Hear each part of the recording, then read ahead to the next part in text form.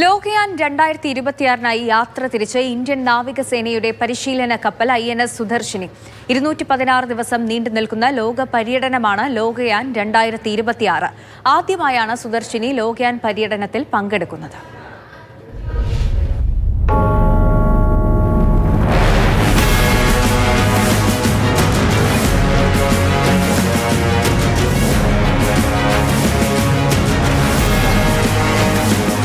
തീരം വിടും മുൻപ് ഒരിക്കൽ കൂടെ ഉറ്റവരോടും ഉടയവരോടും യാത്ര പറഞ്ഞു. സഹപ്രവർത്തകരുടെ ആശംസകളും ആശീർവാദങ്ങളും ഏറ്റുവാങ്ങി.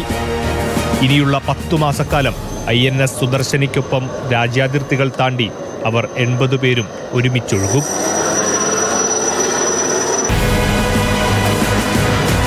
വ്യാഴാഴ്ച കൊച്ചിയിൽ ആഘോഷപൂർവ്വം നടന്ന ചടങ്ങിൽ ദക്ഷിണ നാവികസേനാ മേധാവി vice admiral Sameer Saxena Lokayan 2026 flag off ചെയ്തു. മുതിർന്ന നേവൽ ഉദ്യോഗസ്ഥർക്കും പര്യടനത്തിന് പുറപ്പെടുന്നവരുടെ കുടുംബാംഗങ്ങൾക്കും പുറമെ സ്കൂൾ വിദ്യാർത്ഥികളും ചടങ്ങിൽ പങ്കെടുത്തു. 22,000 നോട്ടിക്കൽ മൈൽ ദൈർഘ്യമുള്ള INS സുദർശനിയുടെ ലോകസഞ്ചാരത്തിൽ 13 രാജ്യങ്ങളും 18 തുറമുഖങ്ങളും സന്ദർശിക്കും.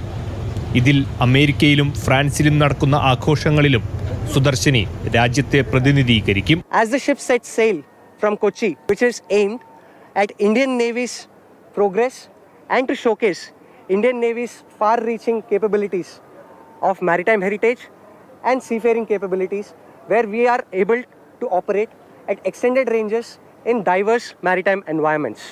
Our mission is not just a feat of navigation, but also a feat of importance as far as 3 core objectives are concerned. സമുദ്ര നയതന്ത്രവും സൗഹാർദ്ദവും പ്രോത്സാഹിപ്പിക്കുന്നതിനൊപ്പം യുവനാവികരുടെ പരിശീലനവും പര്യടനം കൊണ്ട് ലക്ഷ്യമിടുന്നു.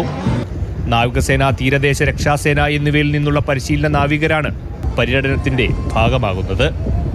സുജോയ് എഡ്വേർഡിനൊപ്പം വിഷ്ണുപ്രകാശ്, മാതൃഭൂമി ന്യൂസ്, കൊച്ചി.